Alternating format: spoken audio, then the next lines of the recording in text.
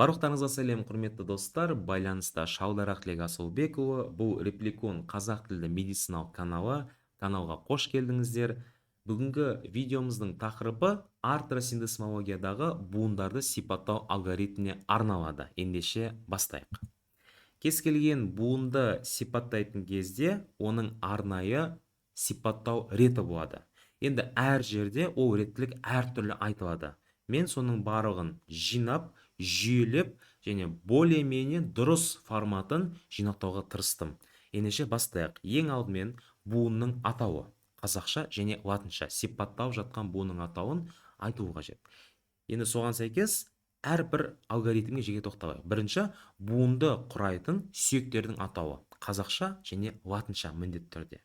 Екінші пункт, ол сүйектерді жай ғана айта қоймай, сол сүйектің қай бөліктері сол буындық бетті құрауға қатысып жатқанын айту керек. Яғни екінші пункт, ол буындық беттерді құрайтын сүйек бөліктерінің атауының қазақша және латынша формасын ұсыну қажет.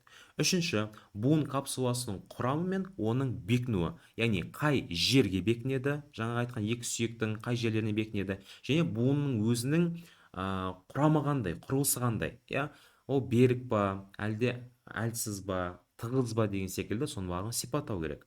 Төртінші, буынның классификациясы. Енді буын өзі классификация бойынша буын беттерінің санына байланысты бөлінеді. Демек, біз сол буын беттерінің саны бойынша айтуымыз керек. Ол жай әлде қарапайым екендігі, то есть қарапайым немесе күрделі екендігі. Екінші, буындық беттің пішіні бойынша, эллипс тәрізді ма, шар тәрізді ма, ершік тәрізді ма деген секілді. Үшінші, ось бойынша, ол бір осьті ма, екі осьті ма, әлде үш осьті ма. Сол осьтің санына байланысты ол жерде буында жүретін қозғалыстарды айта кетеміз бесінші пунктте.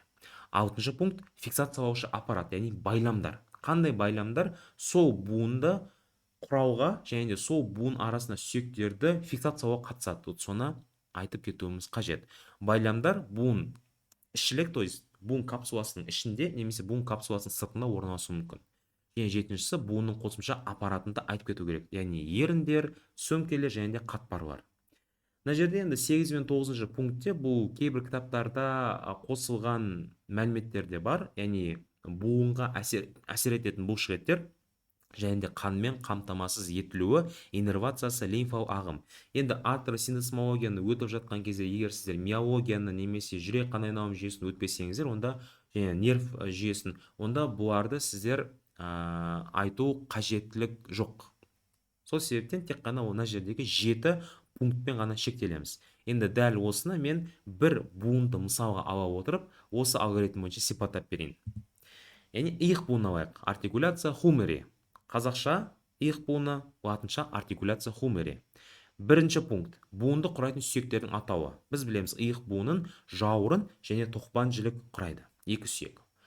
Келесі, сүйектердің буындық беттері, яғни нақты қай беттері сол буынды құрауға қатысады. Жауырын жақтан кавитус глиноидалис ос скапуля, яғни буындық ойпаңы, және де тоқпан жілік жағынан оның басы, капут хумери. Үшінші пункт, ол буын капсуласының құрамы және бекінуі. Ол қай жерге бекінеді? Негізінен иық буынының қапшығы немесе капсуласы жауырын жақтан алатын болсақ, жауырынның буындық ерінің жиегіне бекінеді. То есть сол жерден басталып, тоқпан жіліктің анатомиялық мойны аймағына бекінеді.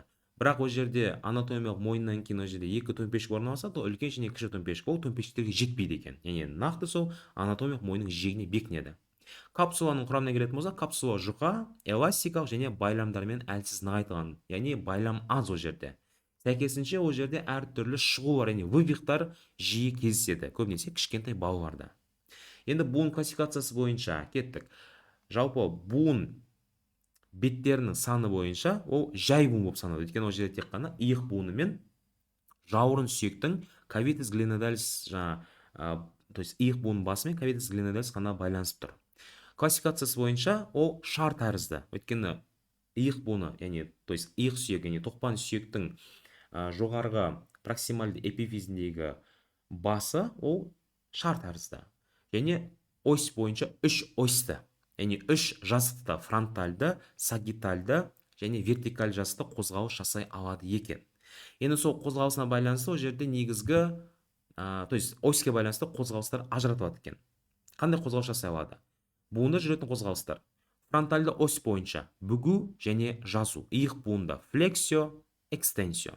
Сагитальды ось бойынша әкету, әкелу, абдукцио, аддукцио. Вертикальды ось бойынша ішке бұру және сыртқа бұру, яғни пронация, супинация, немесе бұны жалпыма бұру, ротация деп айта салсақ болады. Енді мынандай нәрсе бар: фронтальды осьтан сагитальды оське өту кезінде жалпы буында айналмалы қозғалыс, яғни циркумдукция жүргізіледі екен.